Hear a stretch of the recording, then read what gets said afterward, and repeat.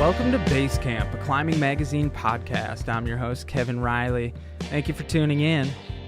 Coming to you from Fayetteville, West Virginia, home of the New River Gorge. Was here for the Cragen Classic last week and stuck around to chat with some of the locals and enjoy the bullet-hard sandstone, which, when it is dry, some of the best rock in the world. It really doesn't get much better than this. If you haven't been to the New River Gorge, do yourself a favor and get yourself out here soon. You really won't regret it, I promise you. So the first interview is with Jessa Goble, who grew up in North Carolina. She started climbing at the age of 9 and soon after was competing in national and international competitions. Once she aged out of the youth competition scene, Jessa focused her attention more towards climbing outside, especially high-ball boulder problems. Currently, Jessa works as a sales rep and athlete in the climbing industry. We talked about why she gravitated towards climbing when she was younger, why she loves living in Fayetteville, West Virginia, and how she deals with injuries as she grows older. Then we have an interview with Pat Goodman, another Fayetteville local, who is known for many of the hard and sometimes scary trad routes he has established. We talked about one of the more memorable first ascents he put up, Ishmael, a 513 RX route near Boone, North Carolina. We also talked about the time he on-site soloed Scenic Cruise at Black Canyon in Colorado. We talked about what it was like to return to the Lotus Flower Tower again after 18 years and what he gets motivated about these days since he's not climbing as much. Two great interviews with two fantastic Fayetteville locals. I think you're going to really enjoy it. But first, a word from our sponsor. This episode is brought to you by the Access Fund. Did you know 1 in 5 climbing areas in the United States is threatened by an access issue? Whether it's private land lost to development, public land managers overregulating climbing, or climber impacts degrading the environment, the list of threats is long and constantly evolving. At Access Fund, they're on a mission to protect climbing access and the integrity of America's outdoor climbing areas. See how you can get involved at accessfund.org. So here with Jessa. How are you doing, Jessa? Fantastic. How was your day today? Fucking fabulous.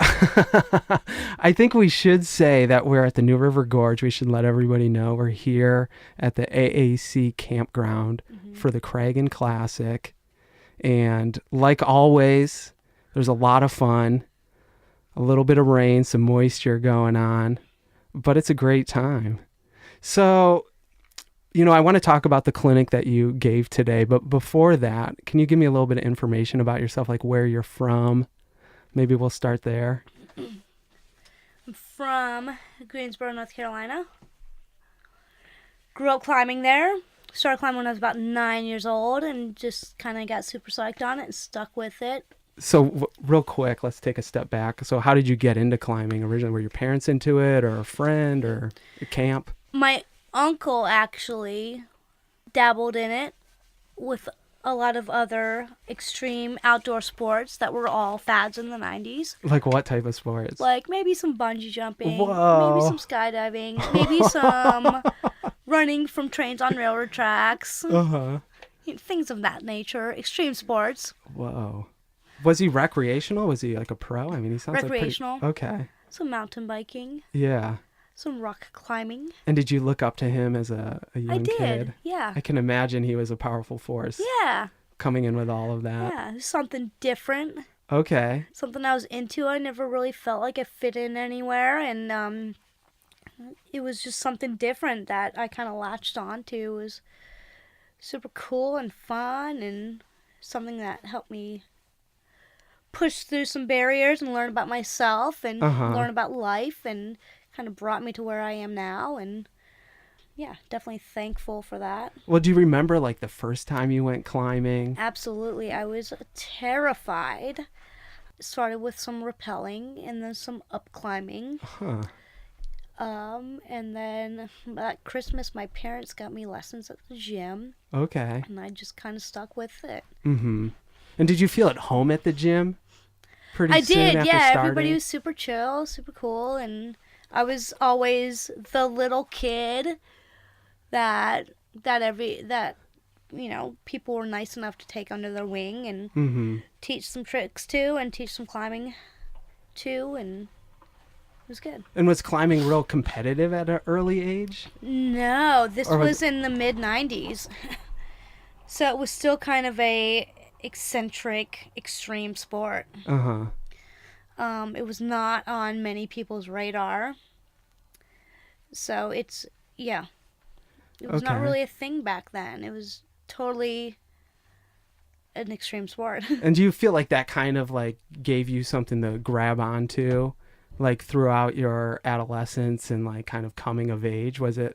Did it kind of become your personality? It did. And like your It really did, yeah. core group of friends? It did, yeah. And it still is today. Yeah. Yeah, absolutely.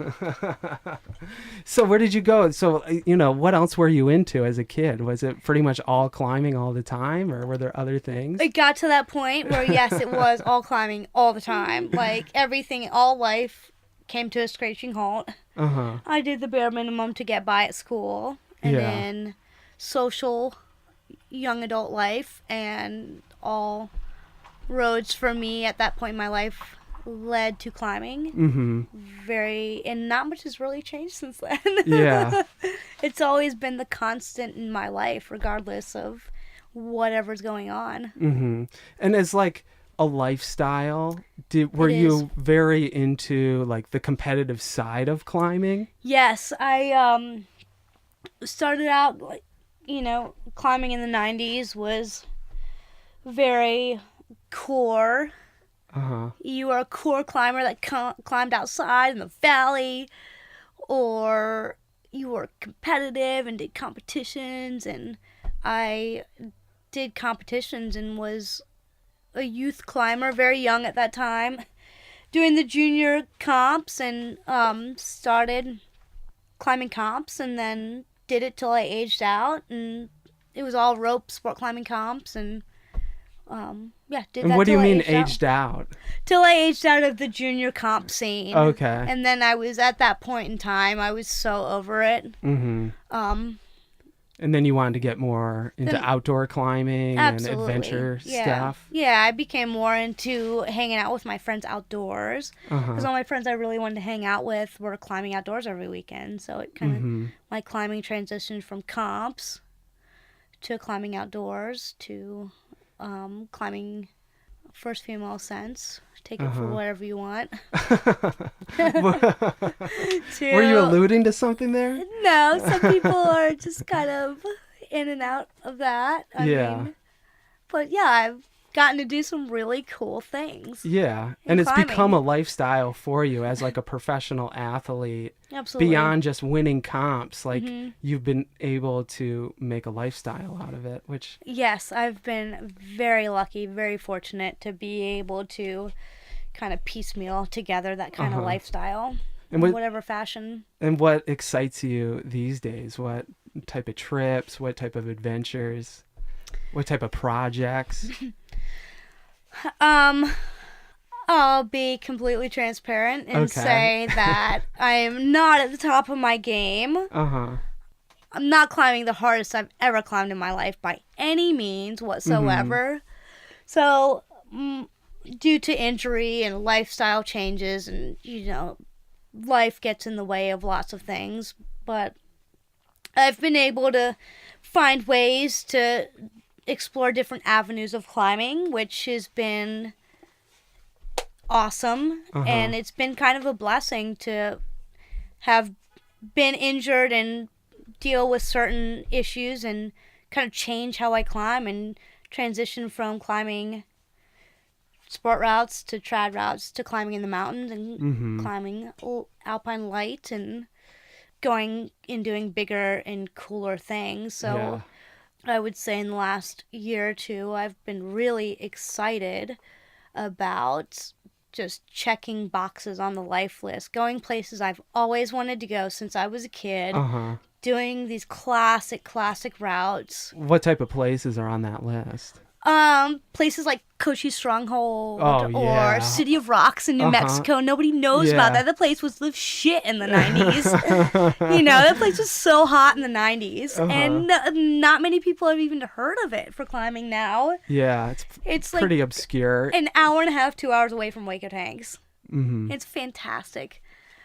And, like, I went to Lofoten in Norway this summer and was fantastic. Awesome. Was that a personal trip or for a sponsor? That was a personal trip, and it was fantastic. Sweet.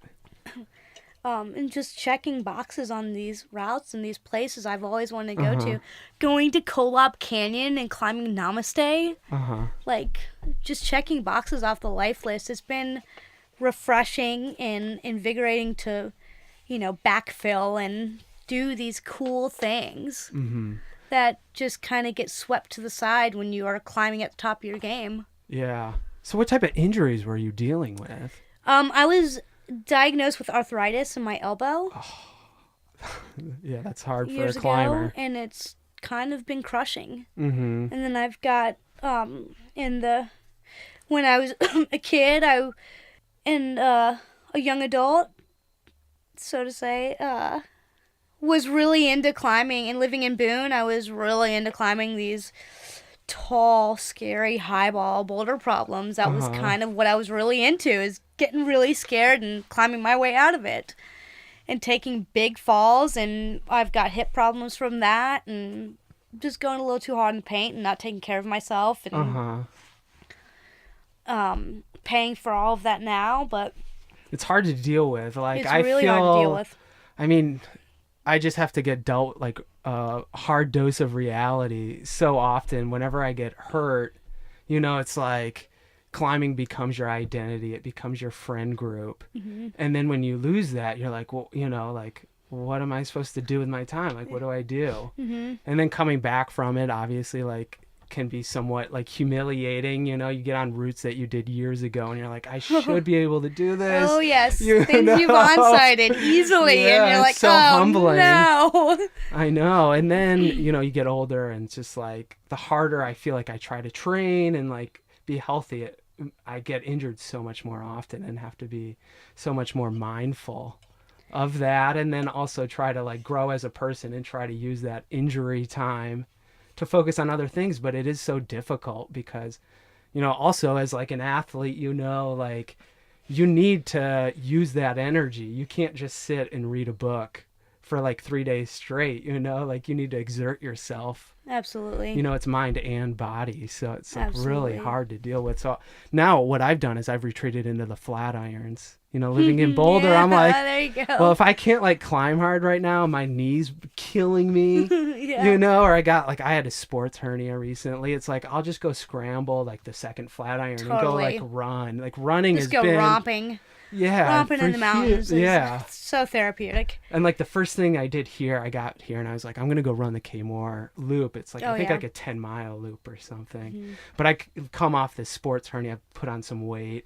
And like I did it, but then my foot just like hurt for like 2 days straight. I was like, great, I injured myself. I can't go climbing now. It's just like aging is the worst. I feel like at this point in the game, I'm just so over it and have accepted it, and you just change how you climb, and know that it's not over. You just need to change how you climb different things. Yeah. Put in the work, get strong again, take it slow. Little victories. Yeah. So what's it like to live here in Fayetteville, West Virginia? I will say, I think this is one of the greatest climbing destinations in the entire country. I just love the community here. It is fantastic. I wouldn't trade it for anything. I will say, I've been climbing here for 20 plus years. I love it. I couldn't imagine my life without the New River Gorge. It's definitely become my home. I started climbing here in the mid-late 90s, and I mean, it's just a place that teaches you so much about climbing. And even this far into it, decades into climbing here, every time I go climbing here, I just learn learn something new. And it's so refreshing, and you don't really get that from that many areas. Yeah. The community is fantastic. Everybody is so chill and cool, and nobody cares how hard you climb. Nobody gives a shit what you climb, how hard you climb. Everybody just wants to hang out and go climbing together, and if you climb hard, that's cool. If not, whatever, that's cool. You're out there still trying to get after it. It just really doesn't matter. There's no there's no pressure. You know. Are you ever surprised more people haven't moved here? I'm surprised it's not busier. I'm not. Really? No, living here, I mean, it's just such, like, West Virginia is tough. It's a total red state. It's totally oppressed. It's just socioeconomically oppressed. It always has been. Hopefully that's something that we can change in the years to come. Yeah, you really make your vote count here. You really make your vote count. So, any progressives out there, please move here. That's what I was thinking. Please if we could help just us. get like half of Boulder to move here, we could turn this state blue. Maybe not bold air so much as... Actually, I take that back. I don't want to offend people. That's like a lot of people's worst Maybe nightmare. not bold air so much as other progressive places. Flagstaff, Seattle, Yes, that would San be more... Francisco, That would be Portland. fantastic, yes. Anyone from the Front Range, please do not move here. I mean, no offense, but... No offense. I live in Boulder, but I get it.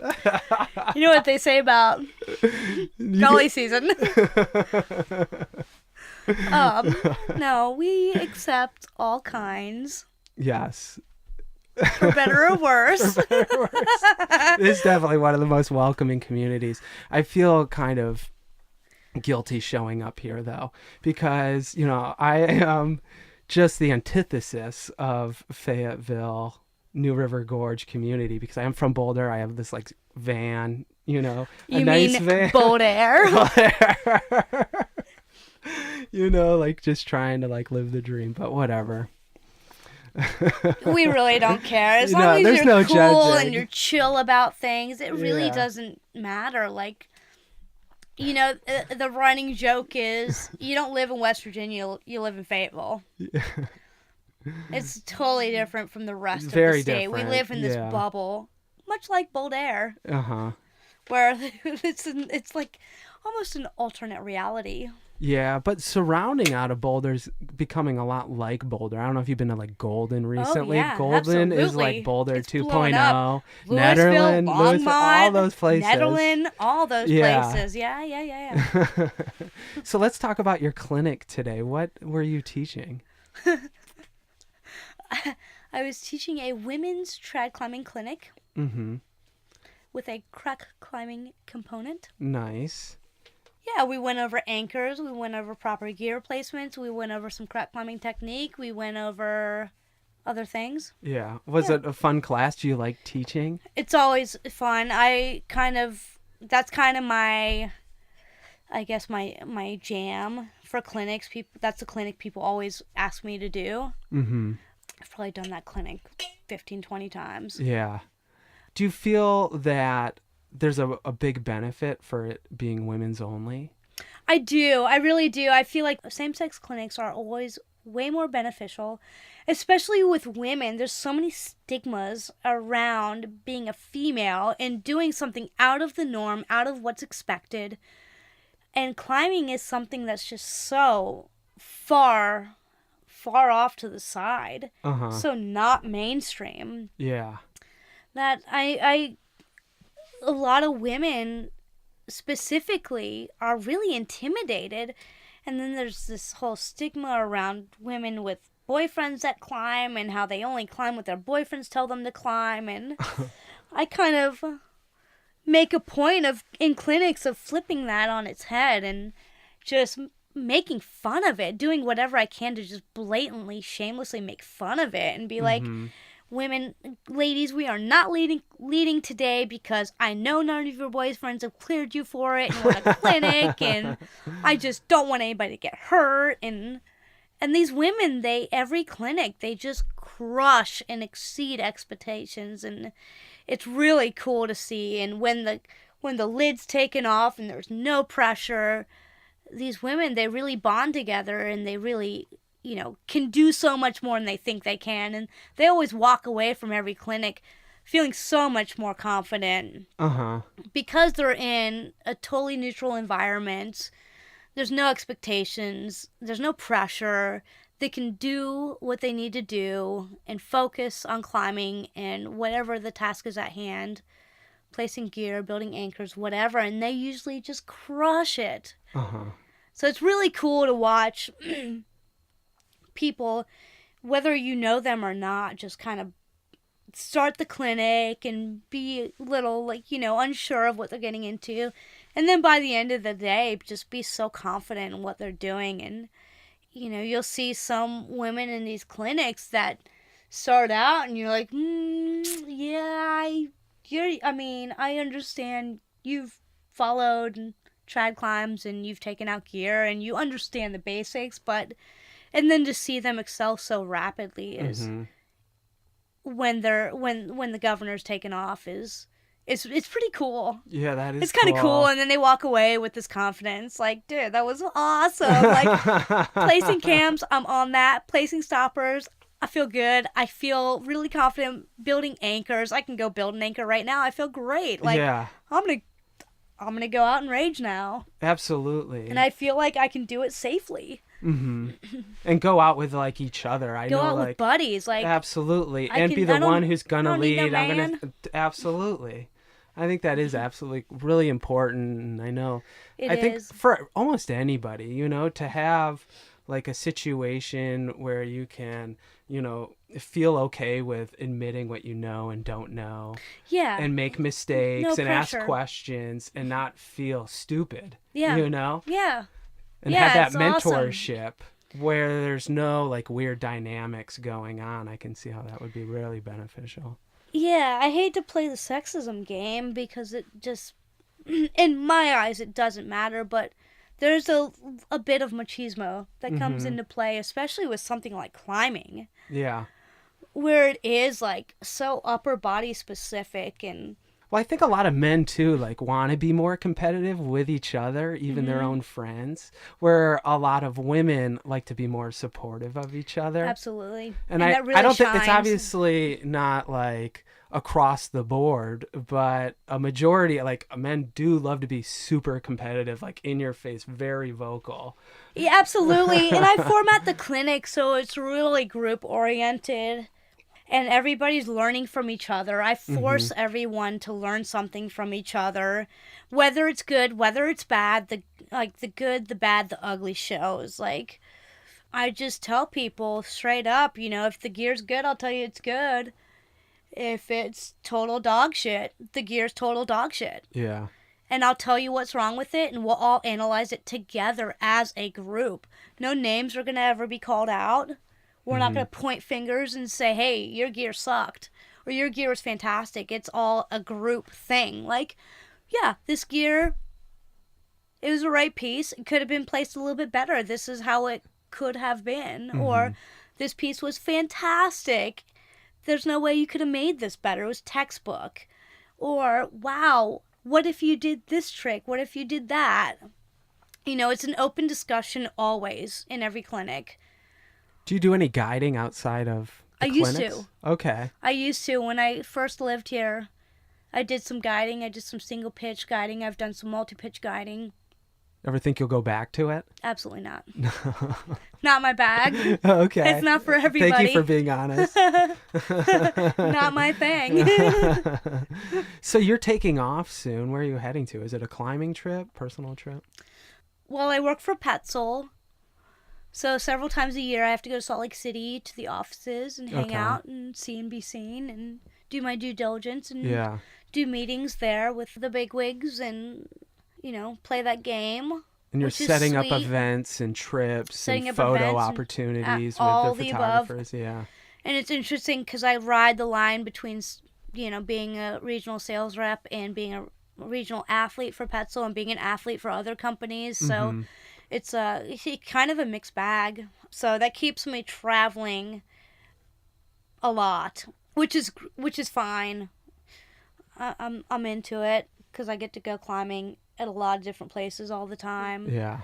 and it's usually work, but I get to cluster climbing in with that, so it's not bad.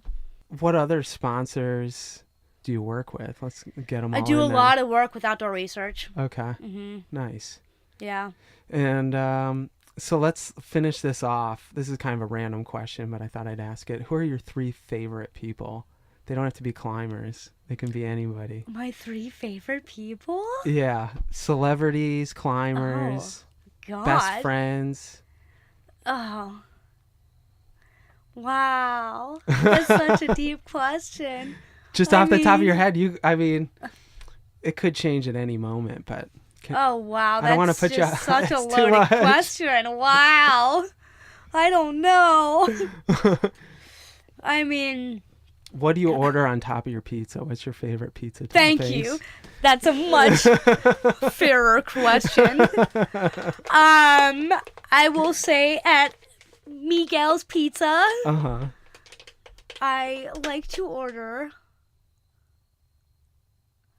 broccoli, whoa, corn, black beans, peppers, onions, that sounds like a delicious pizza. avocado. Yummy. Do you put hot sauce on top of all this by any chance? I don't. No, okay. I'm not really I'm a hot sauce person. I'm not really that deep into hot sauce. Yeah, It's it's not okay. really my bag. It's okay. For burritos, absolutely. Yeah. And some other items, yep. Hot sauce on pizza is not really something I gravitate towards. Okay. I've been dabbling in hot sauce. Well, Jessa, thank you so much for coming. We should probably get back to the festivities here over the Cragen Classic. Thank you so much. That I really PBR is appreciate not going to drink itself. Thanks. Yep. All right. That was a fun conversation with Jessa Goble. Just a huge ball of energy and a ton of fun. And up next, we have Pat Goodman. Pat doesn't do a lot of interviews. He's not one to soak in the limelight, if you know what I mean. So it felt like a real special opportunity to speak with Pat, and I think you're going to enjoy the conversation. Here it is. What were you doing this morning? Went and talked to a customer about some hardwood floors. Nice. How long have you been doing the hardwood? How long have you been doing the hardwood floors for? Oh man, I've been doing it for 20 some odd years now. In between, I grew up I got out of high school and helped a friend do carpet, and naturally kind of, evolved into the finer side of flooring. Have you always been into working with your hands? Yeah. And like building stuff? Yeah, for sure. Like what type of stuff were you building when you were little? So I was in shop class, like even when they offered it in elementary school. And just building stuff for your parents. I don't know, just little like napkin holders, and, jewelry cases. Stuff. Yeah, exactly. Jewelry box. I actually still have one of the jewelry boxes I made back in the day. It's kind of funny. You look at it and I'm like, it's still holding up. It's not. It's not the most perfect thing I've ever seen, but. I was in 6th grade. So. Yeah. And do you still find the flooring job is like fulfilling? Oh, you yeah. get a sense of fulfillment at the end of a job? Big time. Yeah. Especially like on the custom stuff. And the more I've evolved as, getting older and a little more environmentally conscious, using reclaimed products and stuff like that has been a big joy. So I have to ask you, somebody told me that the Misty Mountain logo, have you ever seen the one with the climber? There's 2 of them. There's like a side view, and then there's one like kind of from above as he's like holding. Mantling. Yeah, as he's like holding the Misty logo. Yeah. Is that you? No, I think it's Jim Horton. I know Jim designed it. Okay. And knowing Jim, it's Jim. Okay. No, that was before my time. Oh, okay. Over there, but that logo I know was made by Horton, and I think I'm pretty sure it's Jim on Bumboy. Okay. Or one of, maybe the top out of Millipede. Okay. At Horse Pence. Yeah. Nice. Well, that's good to get a clarification of that, because I actually asked Goose, who owns the company now, and he had no idea. He's like, I don't know who that is. Yeah. No, it's got the spiked hair, right? Yeah. You could ask Horton. Okay. But I think that I heard back in the day that was him. Because everybody's giving him shit. Of course. He uses himself as a model. Yes. Yeah. The artist and the model. Yeah, I don't know if you've met Jim, right? I've met him once at one of the Triple Crowns and was like helping him set up for that. Yeah. but I don't know him super well. Yeah, Did you go pretty far back with him? I mean, I've known him for a long time. I wouldn't say we're great friends. We were at one point like climbing partners for a while, but yeah, he's a little narcissistic, but in a playful way. Yeah, for sure. Yeah. It's funny. He gives credit to where credit is due, but he certainly thinks he's, God's gift to certain areas of high country there. So where are you from originally? You're from New Mexico? Yeah, so somewhere? I grew up in Farmington, New Mexico. Okay. Lived there through my elementary and high school years. What part of the state is that? That's in the northwestern corner of the state. So real close to the Four Corners. Yeah. Yeah, I mean, I was a stone's throw from the Navajo Indian Reservation border there. Okay, cool. Yeah. And did you grow up rock climbing? I did not. I started, I was a skateboarder, like so many people in their younger years. And when I was 12, I had a skate ramp in my front yard, which was really just a launch ramp that would throw us, 5 to 8 feet in the air into my, into a pool, like like one of those little blow up pools, or just into the grass or something like that. And there was a new neighbor that I had seen him riding around on a skateboard occasionally. And one day he was skating by and, had some rock climbing shoes and started talking to us about climbing. And so that's kind of how I got into climbing. And at did he such a take young you? age. Yeah, well, so he was in high school at the time. I think he was so I was 12, so he must have been a sophomore in high school, and he was writing a paper on rappelling. Okay. And so he just needed someone to go out and take photos of, actually. So, you could say that I started, my rock climbing You were career a as a sport poser, repeller? as a sport repeller. And to make it even more funny was I was terrified. He couldn't even get me to go rappel over the edge. So we had to rig it up to where I traversed in from the side and started rappelling after the edge. So I was horrified. Yeah. There was no way he was going to get me to go over the edge of that cliff. And how did you feel at the end of that day? Were you like, I'm never doing my this mind again? was blown. No, I was very intrigued. Like all the gear, I was immediately drawn to the climbing equipment. I wanted a harness and climbing shoes. Yeah. And more so than I even understood of climbing at that point. That's just how liked I the was. stuff. I just wanted the gear. Yeah. And so that was kind of the hook. I think was the gear and the ropes, and it was just so foreign, the whole concept of climbing and rappelling. So it was the adventure, I guess, attracted me immediately. And did you keep going climbing with that? I did. guy? Yeah, I climbed with that guy a lot. Okay. And his name was Matt Cowan, and yeah, I mean he really, my parents would say he saved my life. Kept you out of the skate world? He just kind of gave me direction, or helped me find, something to be passionate about. Sure. More than like skateboarding, because skateboarding at that point was, you could have even called it pedestrian. Even it was, so many people did it. It was well known all over the United States. It was a scene. Yeah. If you were a skater, you fit a certain mold of person. And then there was rock climbing. It was like no one climbed. Where it was so foreign to everybody in my school. And as I got into high school, I was very light, and as I got familiar with the techniques and all the equipment and stuff, I was pretty good at it. And so I'd get to take the pretty ladies out and go rappelling, and take the strong wrestling kids out and the football kids out and just beat them down and go top roping at X Rock and Durango or something like that. Okay. So it definitely gave me a sense of place. Otherwise I wouldn't have been as noticeable. Not that I was trying to be the popular kid, but I really enjoyed like the just that atypical kind of sense that people would get. They're like, wow, that kid, he's like kind of he used to skate, but now he's out there like climbing rocks, and we don't get it, but we went out with him and it looks so easy, and it's not easy, and he's really good at it. And so there was just kind of this admiration I was getting from my peers that I don't think that I would have gotten otherwise. And and oddly enough, because it's not really, I'm not a big fan of people attention and stuff like that. Yeah. But I enjoyed that angle when I was going through school, high school and junior high school. It was and it kept me out of trouble. Was it one of the first things that you found like you were really good at Absolutely, off the bat? Yeah, I mean at skating I wasn't any better than anybody else, and it was really frustrating.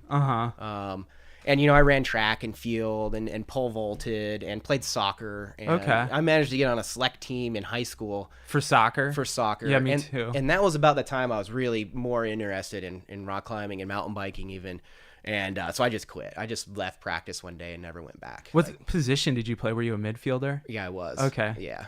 You mentioned all the running, so I assume midfielder. Yeah, I mean, I usually they'd put me shadowing somebody or Yeah. just like ball control. Like I wasn't really good at scoring, but I could, I did pretty good. Yeah. But wasn't my thing. It's funny how you talk about how like skateboarding was really big and nobody knew really much about rock climbing. Yeah. And now it seems like rock climbing's the new skateboarding. Certainly, like, absolutely. I'm sure teens growing up, it's like climbing's the cool thing to do and everybody does it. I think so. Yeah, especially with the climbing gyms, especially where I grew up, there was no climbing gyms at all. I didn't climb in a gym I was, living in Fort Collins before I really spent any time in a climbing gym. So, 10 years after I started climbing, or maybe a little more than that, but. So who are some of your influences growing up during your like kind of teenage coming of age years? So for climbing related, obviously Matt Cowan, the fellow who introduced me. And then, Matt, had a subscription to Climbing Magazine and had a number of books, Rocks Around the World, Stefan Glavak's book. Okay. Really stood out to me. I've never seen that. Yeah. It's an incredible book, and it's mostly a coffee table picture book, and it just shows some of the most incredible scenery I'd ever seen. So to me, that opened up a different world of climbing. I was like, wow, this is, I had such a small bubble of climbing around Farmington. There's some decent, cliffs and stuff like that. And were you doing mostly sport climbing or trad climbing? All trad. Yeah. And that was just because by choice. It's just where it was just where available. I was. It was what was available. Yeah. And oddly enough, a lot of the areas where I grew up we were doing new routes. So we were going out. I was a little kid doing first ascents. Were you cleaning them up first? Yeah, putting in top rope anchors, just that, that was climbing. That was just like we had to go. I mean, it wasn't like there was anybody doing that before us, so we would go out and do new routes. Yeah. And, the first, I climbed for a few years before I started getting into lead climbing. And, so we would just go out and I was putting first ascents up, And what type of equipment were you using? Standard gear. Yeah. At the time it was like Chenard. No, the drills and stuff were like, little Makita, not even rotary hammer drills. That's how soft the rock is around northern New Mexico where I grew up. There was, I had a hand drill that I had made. I'd seen a photo of one somewhere, and so I just I think I duct taped a handle, like a bike grip modified from a piece of wood or something like that to a drill bit. And, and as I got in, the high school years and stuff, there were some other guys that started climbing. And, we traded ideas on equipment and, split duties of putting routes up. And it was pretty fun. I had a good, group of friends in high school, 3 or 4 guys that we'd go out and climb with quite a bit. Were you traveling much? At the time, no. So the first big trip I went on was summer of 95. I had just graduated high school and I went to El Dorado Canyon for the first time. I went to Devil's Tower. We climbed Devil's Tower. Where else? We went to Vidavoo. I had never been to Vidavoo. And so that opened my eyes. And ultimately why I ended up moving to Fort Collins was because of Vidavoo. Okay. You really like the pain of rock climbing? I was blown away by the area, completely just mind blown. The color of the rock, the techniques involved.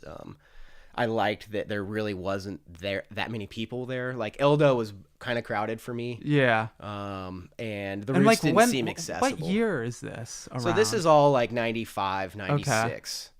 Okay. And it's still busy. Yeah, I can't. It's like really busy now. But I know now it's insane. Yeah. But no, it was busy back then. It was like a combination of tourists and. Granted, we weren't getting, we didn't get back into the backcountry of Eldo or anything like that. We were just doing what everybody does, the backsteel crack and totally the standard. All the stuff by the road. Yeah, exactly. But Vidavoo, I know you've been there, and anybody that's been there can, attest to its, magnificence. So. It's absolutely unbelievable, though it is painful. I feel like at Vidavoo, you only get like 2 good days in a row of climbing, and then you're just sore and bloody for a while until you can recoup. And the thing that... that it just comes down to your technique. If you're sliding around out of hand jams, you're going to blow your hands out. But, as you get better and stronger, you stop squirming around as much. And totally. But you definitely, the biggest thing for me was like elbows and shoulders. I would blow those out pretty quick. Okay. Like trying anything hard, those elbows go pretty fast in Vidavoo. And who were the hard men in Vidavoo at the time? So, I went back with my friend Seth, who was my main climbing partner in high school. And we went back in 96, who I ended up moving to Fort Collins with. And we spent a month and a half in Vidavoo, camped out, and Brad Jackson took note because I guess he was walking by when I was doing the last pitch of Friday the 13th. It's an 11 plus crack climb there on the Nautilus, and I think I fell a couple times on the roof or something. I don't remember. I know I didn't send it first try, but he came around and hooted and hollered up there, and we came down, and he actually came back over and was, just impressed. There was a couple kids up there. He's like, no one climbs that, and especially a couple little kids. And so we got to talking to Brad, and we ended up staying at his house. And so he was a huge influence. He introduced me to Bob Scarpelli, and Craig Lubin, Topher Donahue, that whole crew. And I didn't climb with Topher very much at all, and I climb with Craig very little bit, but I climbed with Bob and Brad a lot. Mm-hmm. And they definitely taught me how to not whine and, how to just get it done. And, fortunately for me, I had kind of big hands, so I could follow these guys around and not suffer that much. So with rock climbing, what really attracted you to it? Was it going to beautiful places in nature? Yeah. Was it kind of like testing yourself against the rock?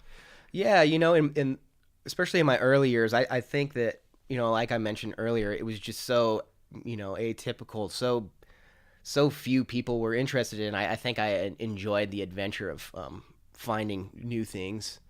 The beauty of areas certainly is a huge draw. Like summits have always been one of my, one of the biggest draws for me in climbing is to be on top of things and, get a 360-degree view of your environment from kind of a higher standpoint than you would, otherwise.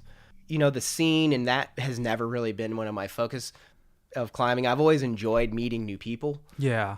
Especially as I've traveled, abroad. That has definitely been a big impact, and, a big goal of mine anymore is to not climb as much when I'm going to these foreign places, and to get out and explore a little more outside of the climbing, outside of the mountains, and just meet people and get a little more of a cultural experience. But certainly in my early years, I was definitely attracted to the atmosphere of being outside. Okay. Yeah, and kind of being on your own, and making your own call, and you putting yourself in situations that you've got to find a way out of. And at the time, I didn't recognize it as that. I wouldn't have been able to answer that question. I would just tell you, I think I like rock climbing because it's fun. Totally. Yeah. Did you have climbing heroes that you feel like you maybe have emulated? A little bit, like Stefan Glavax, definitely. I didn't really know at the time who he was or what he meant to climbing, but it turns out he's the total hero. And, Peter Croft, sure, largely because of, I just remember a climbing magazine cover of him on the Shadow. I don't know if you remember it. It's Squamish. And I mean, I couldn't, in early 90s, maybe that magazine came out. I don't know. Okay. I can't remember, but that just struck me. It was such a beautiful feature and seemed just so unclimbable to me. I'm just looking at this cover like, wow, there's a man right there. Sure. And it turns out that he's definitely a man. He's a real rock climber. Not that you have to be a man to be a real rock climber, but you know what I'm saying. Yeah. Well, he does, obviously with all the free soloing you've done quite a bit of dangerous routes as well. Yeah. Did you ever have a chance to meet him or climb with him? I have never climbed with him. I've met him a couple times at some climbing events and short conversations. It was never like, oh my God, you're Peter Croft. Matter of fact, I didn't really even feel, when I met him, I was just kind of like, oh, he's a normal guy, look at him. Yeah, that's how I usually feel when I meet pro climbers. You see them in videos, they seem larger than life, and in photos and stuff, and then you meet them, they're just normal people. Yeah, they're just people. Yeah. Totally.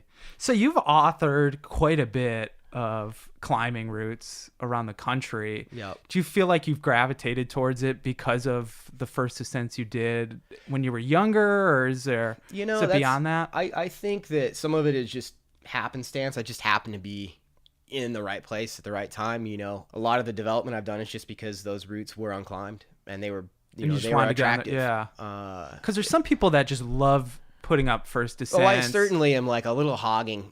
I definitely want to do new routes over repeating routes. I'm not necessarily a repeat offender, if you know what I'm saying.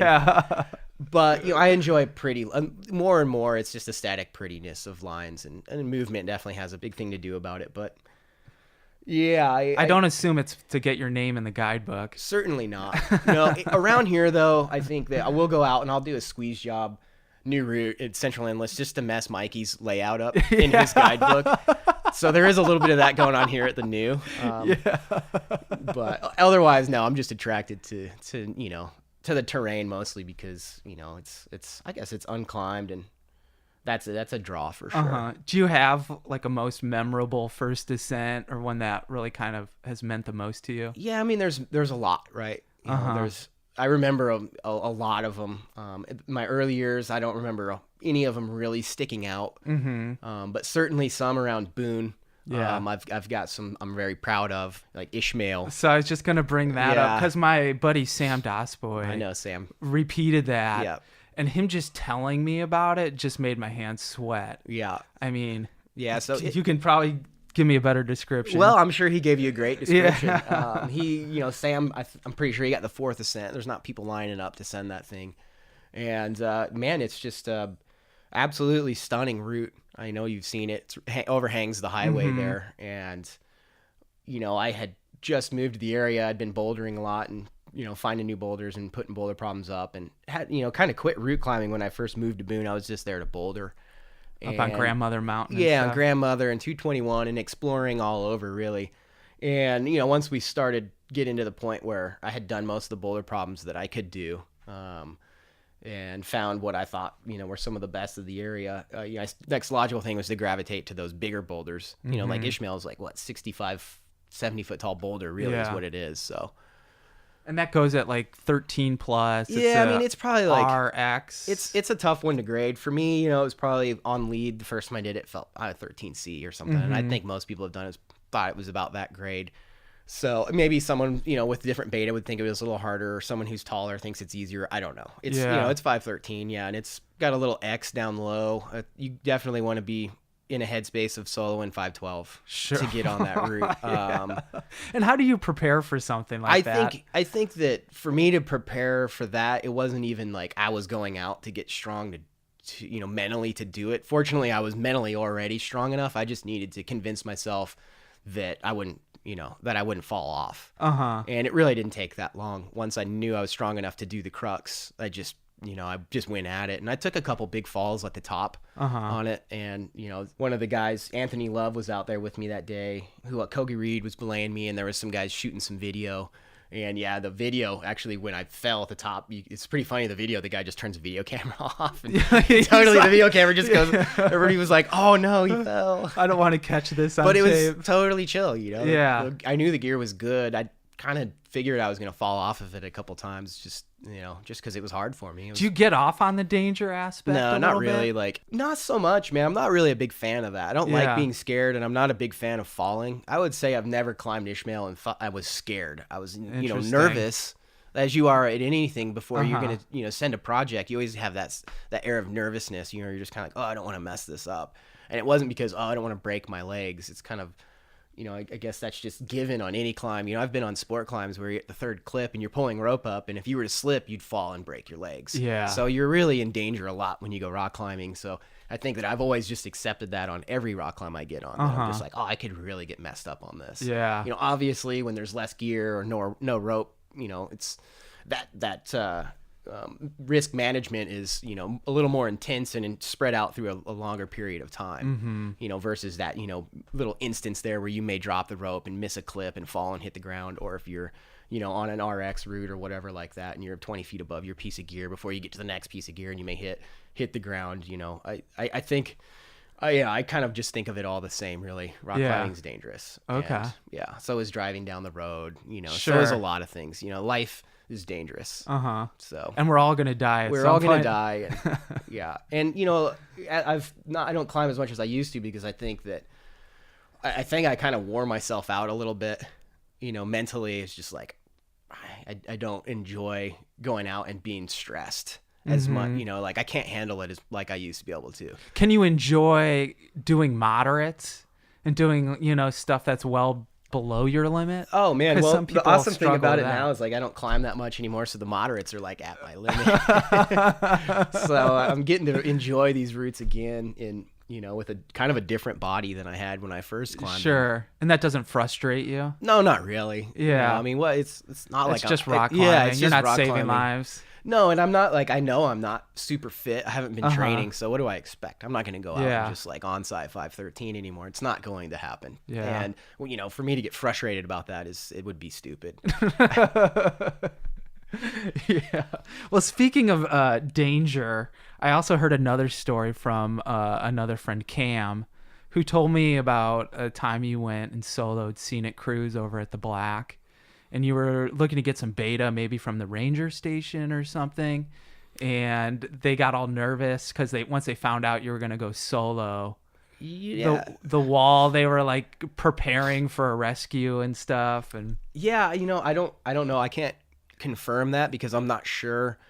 I don't even remember really talking to a ranger. I think that I checked in. Obviously, you have to check in, and I'd never climbed in the Black, and I was there visiting my sister. She lives in Montrose, and I guess this was in September of 2010 or something like that. Yeah. Maybe mid-September. And I'd always wanted to go in there and climb that route. And I had spent a lot of time that summer soloing.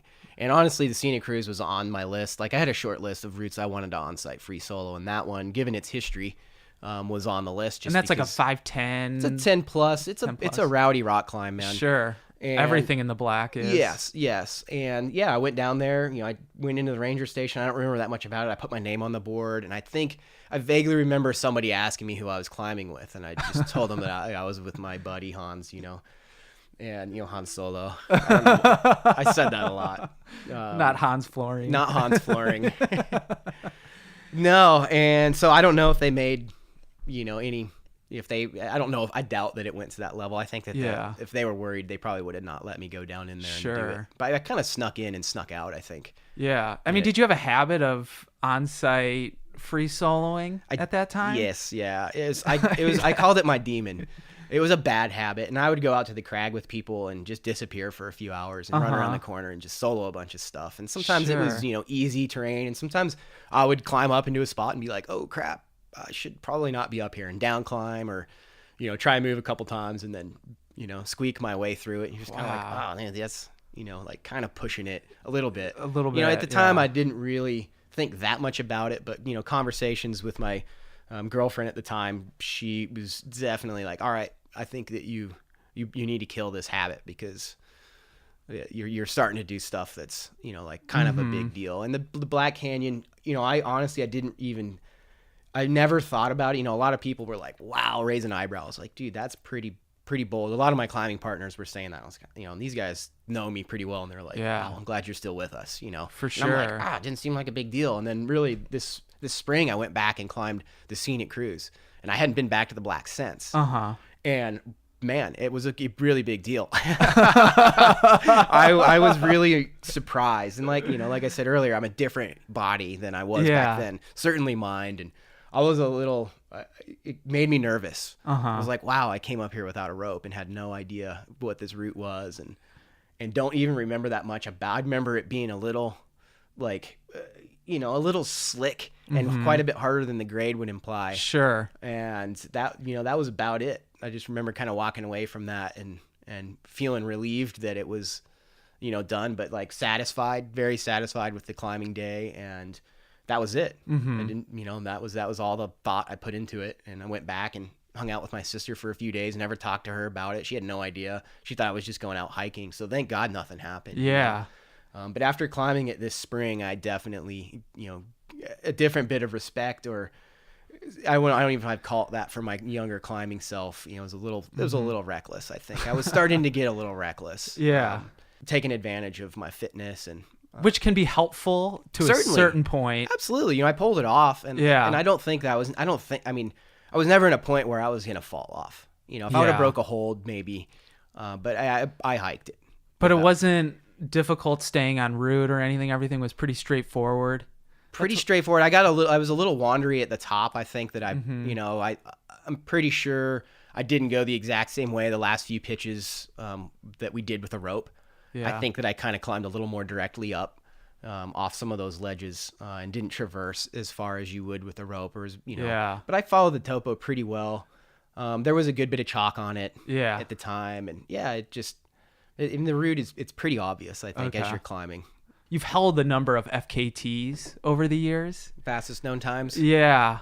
And have speed records and stuff like the Linville link up. Is that one? Maybe. It's hard to say who's got the record on that. I certainly do solo. I don't Yeah. even think anybody's really done what I've done. And most people go in there with a climbing partner, and it's certainly, I think it makes it harder because you got to carry a rope and it's a little Sure. slower. How many miles is that? But it depends on how you do it. A lot of people, go one direction. Okay.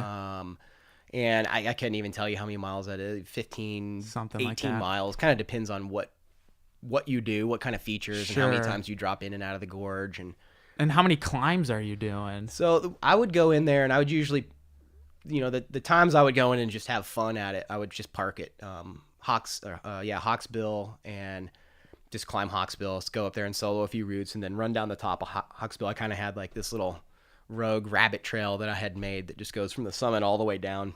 And then meets up with some of the park trails that take you up over to Table Rock, and then you're on the Mountain Seas Trail, and you can just go all the way down above the amphitheater and all the way down to Short Off and stuff. But I think my big day in there was like 30 some odd miles and 32 pitches. Wow. I had some 511s I could solo, and I think that was like an 11-hour day, and it was a crusher. It definitely messed my legs up properly on that one, and that would take somebody a lot of effort. I've been climbing in there for years, and for someone to repeat that would be, maybe a little foolish. I think soloing in the gorges, some of those routes that I was soloing are like definitely notorious for loose rock, and I had variations around some of the looseness on some of those routes, but yeah, so that one it's hard to say. The times I've climbed it with a partner, I don't think we didn't smash any times or anything like that. We were doing them pretty quick. A lot of simul climbing. Do you like the running aspect? Because you mentioned that you ran track when you were younger and stuff.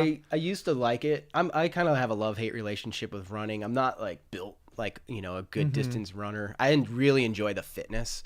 I'm a big fan of like getting fit and feeling good, having wheels for legs and stuff. Feels awesome when you're ripping it through the woods. But I don't, especially anymore, is like I don't go out and just go running for fun that much anymore. So recently you took a trip back to Lotus Flower. Yep. Over in Cirque of the Unclimbables, and you had done it like 18 years previously. Yep. Yeah. What was it like going back? Wow. Similar to the Black? No, totally different actually. Yeah. So let's see. In 2000, I went there with John Sherman and my friend Justin Carlton. It was awesome. Did you know John before? Yeah, I have known John for a long time. He's a character, right? Yeah. I think I started climbing with John when I was still in high school. Yeah, I actually owe a lot to John for, I wouldn't be into photography like I am right now without him. But back to the Lotus Flower Tower. Yeah, I don't remember that much about it. We took our time. We bivvied on the ledge and, did a 2-day all free ascent. And I just remember it being kind of mind-blowing. I had been in the area before. The year prior, I went into the Vampire Peaks and put a couple new routes up on the Vampire Spire with Nan Darkus and Brad Jackson. Okay. So I had been to the area, and honestly, that area has been kind of like this beacon of like get out, lose yourself in the mountains ever since. I go out there and climb as much as I can. The last couple of years I've been up there every summer, and I've spent a lot of time up there. And you really can lose yourself, right? I mean, it's a pretty decent hike to get it back there. Well, it's it can be a big hike or an expensive helicopter ride. Okay. It's just such it's virgin earth. There's not too many places, it's very accessible for us here. You don't have to you don't have to get on a plane and, fly across the ocean or anything like that. You can drive up there, it takes a little bit of time, but it's very accessible and it's very remote. So that's always been a very appealing. But yeah, the climb itself, I didn't remember that much about it. I remembered it being, very fun. And I remember the summit being, exceptionally beautiful. And so to come back to it, the reason why I was up there was actually to do rigging for a film crew who was filming 2 adaptive climbers, Maureen Beck and Jim Ewing. Okay. For their, attempt at the, unsupported first adaptive ascent of the LFT. And so, I signed up for that. I didn't think I was actually going to be climbing that much. We had budget to get a helicopter, and the idea was I was going to get dropped off on the summit and basically fix, 2,000 feet of fixed line. And that was kind of my job, and I'd be up there as support. And it ended up the park didn't give us our, the green light to land on the summit until we were already gone, until we had already been in the, That's helpful. yeah. I mean, it was like an hour after we left the fly-in fishing lodge there, they gave us the green light. Yeah. So it was kind of silly how that worked out. But so we had all this rope that we had helicoptered in there. And so I just started, banging away at the pitches and fixing line, trying to get ahead of the climbers. And as it turned out, we ended up just kind of climbing as two teams of two, me and the film guy, and then Jim and Mo. Okay. And so we bivvied up there. It was fun. It was awesome. It was really fun to go back and lead all the pitches. And, with totally I'm such a better rock climber than I was in 2000, but I'm way weaker. Yeah. So it was interesting seeing the difference in myself, I think, more than revisiting the route. I think that was more of an eye-opener to just feel such a difference in my climbing abilities and then be pretty weak, but still be able to pull it off and have a good time. And yeah, it was the same. It was so fun. Yeah. This beautiful head wall on that thing. It's really got to be one of the best rock climbs. Well, that's what, in the I've world. read it is one of the best rock Yeah. climbs in the world. Have you been on anything of that style that even compares? Yeah, I have. A lot of routes kind of stand out. I could get into a list, I guess, but every big area has its standout routes. Like the valley has its standout routes. Sure. And, places I've been in the Karakoram, there's some rock climbs that we've done that really were just as fun. But I think the thing about the Lotus Flower Tower is like, well, it's hyped up, right? Yeah. And there's a lot of people that want to do that. So that kind of adds to it. You actually get a kind of a trophy, it's like, oh, I've done the LFT. Mm-hmm. There's routes out there that are just as good. Matter of fact, I put a route up years ago with Jeff Hockey and Jeremy Collins and James Q. Martin in the Vampire Peaks on this feature called the Phoenix. And I think it's as good. And it climbs a very similar feature. You have this very broad base of this tower you're climbing, and then it just slowly gets narrower and narrower at the top, and you're just climbing this big pillar up to the summit. And it's very similar as the LFT. And I think that's what makes it so, incredible. It's like you get up there and it's like you can see from edge to edge on this pillar you're on, and you're kind of climbing like right on the edge of this arête for a while up there, and the exposure is intense, and the climbing's not that hard. It's 5'10", so it's very accessible for anybody to go up there and get really high on this thing. And bolted belays. It's it's about as pedestrian as you can get for alpine climbing. That's cool. Yeah, and I think all that adds to the classic value of that route. So I've noticed that you actually have been climbing with James Q. Martin and Jeremy Collins a number of times. Yep. Have they been friends for a long time, or? Yeah, they've been friends for a while. I couldn't even tell you when Jeremy introduced me to Q for the Drawn project. Okay. And I've known Jeremy as a climber. I think I met him at one of the New River Rendezvous. I couldn't tell you, 2005 or 2006. Sure. And, I think we went out and cragged a little bit, and you knew we were a very similar type of climber, and we get along very well. And so we always like, oh man, we need to get out and do something. And then I was on a slideshow tour in the Midwest and happened to do one in Kansas City, and we went to dinner afterwards, and he was telling me about this Drawn project, and he was asking telling me the whole scope of Northwest, East, South, wanting to do new routes, and I brought up the Vampire Peaks. He was wanting to go to Baffin or something like that, and I was like, I think I got one better, know. And so we ended up going up there, and then we went to Venezuela, and climbed on the Acopán Tepuy, and I've cragged with him, around a little bit since then. Not a whole lot. We stay in touch, definitely, but. So looking back on your climbing career, do you have like a most memorable moment? No, not necessarily. Not really. Yeah. When I think about it, it's just, I just get flooded with memories, and like a lot of it is summits. Like I said, a big thing for me in climbing is summits, and the friendships. People like Jeremy who I otherwise wouldn't know him. We wouldn't know each other if it wasn't for rock climbing, and so I'm grateful for that. Definitely, I've met some incredible people, and people who are attracted to rock climbing tend to be pretty exceptional, I think. And so I feel very fortunate, to have immersed myself in the community, even though I'm I try to stay on the edge.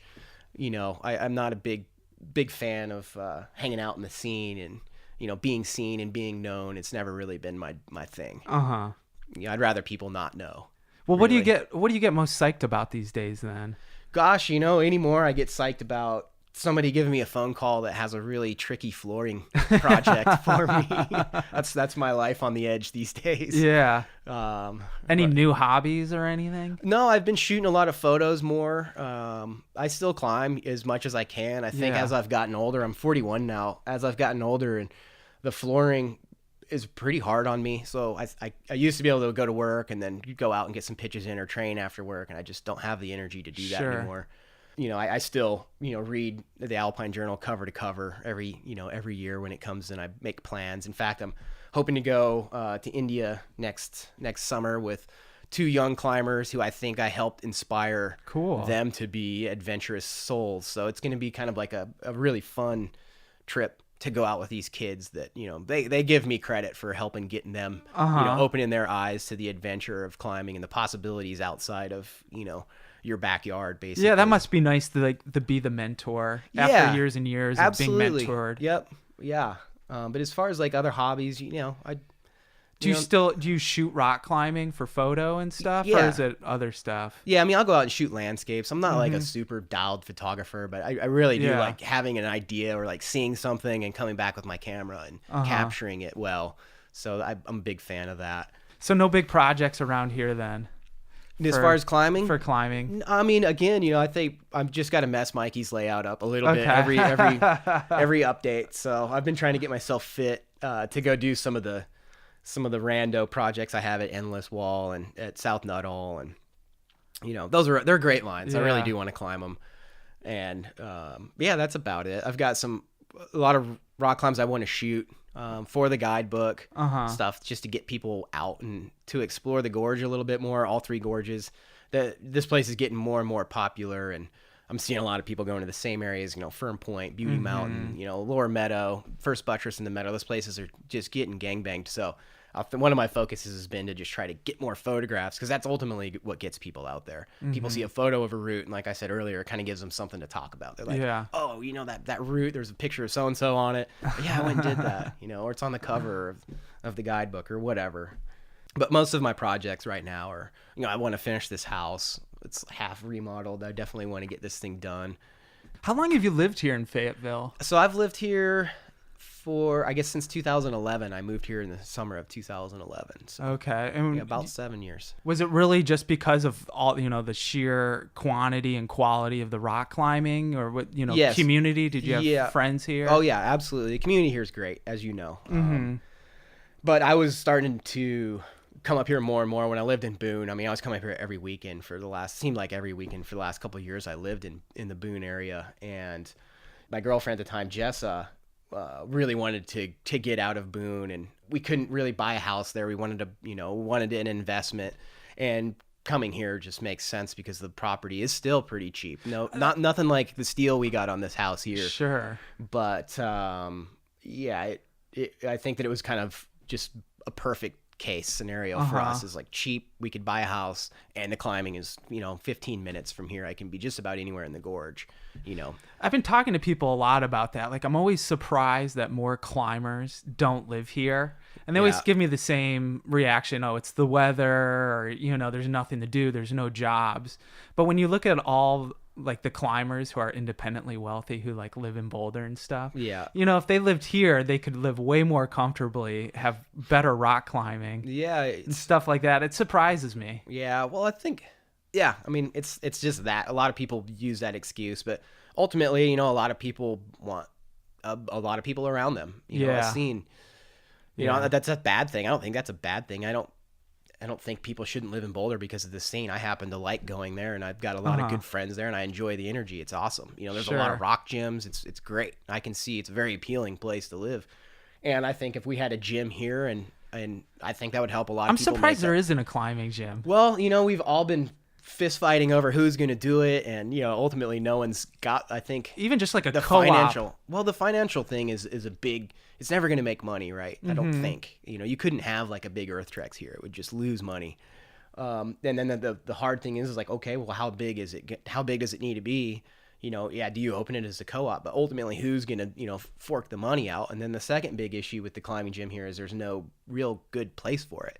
So you have to build a building. And Jess and I put a lot of time last year into trying to figure out where to put a building and how much it was going to cost. And, it ended up being like a $500,000 project by the time we really got the thing down on paper. And we got it to a point where we probably could have pulled the trigger and put ourselves in debt and had a cool, building with a good gym and some other, I want a wood shop and stuff like that. Yeah. So it'll happen. Yeah. I mean, there's some nice home walls here that I think kind of fit the need a little bit, but yeah, I think there's a little, some of the amenities are lacking, I think, for this place to be a livable destination for a lot of climbing climbers. gym and like a coffee 2.0 coffee shop is needed. Yeah, and it seemed the coffee shop thing seems so easy. So easy. I don't get it. Like the only option here is Cathedral Cafe, which is a great place to eat, but not a good place to like drink coffee and work all day. It's not an awesome place to hang out. Matter of fact, they don't, when it's busy, peak season, you don't want to go in there and hang out. No, you're exactly. Just like, you're That's why I'm driving down to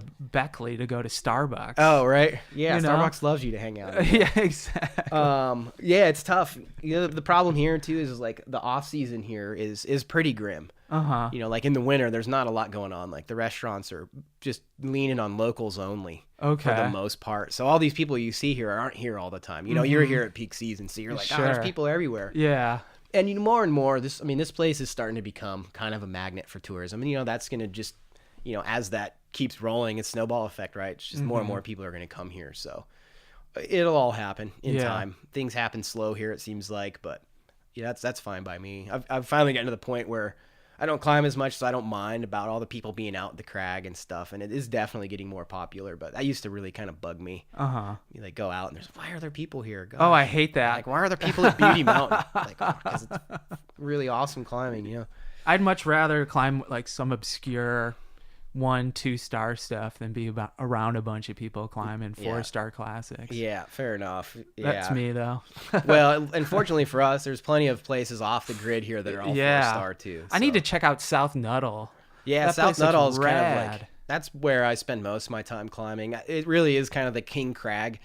It is some of the best trad climbing we have here, and a lot of the reason is because it kind of got glassed over from early development of sport climbing and stuff. So now we're getting to go back and revisit these lines that people have seen back in the day, but they just didn't go out there and bolt. There wasn't as much activity going on out there. And fortunately for us around here, the rock, lends itself to trad climbing, all the horizontals we have. And the rock being so good, you can put a lot of little gear in, slider nuts, RPs really are good gear here. And the rock is bomber. So we're getting to climb these routes without bolts. It's pretty fun. Yeah.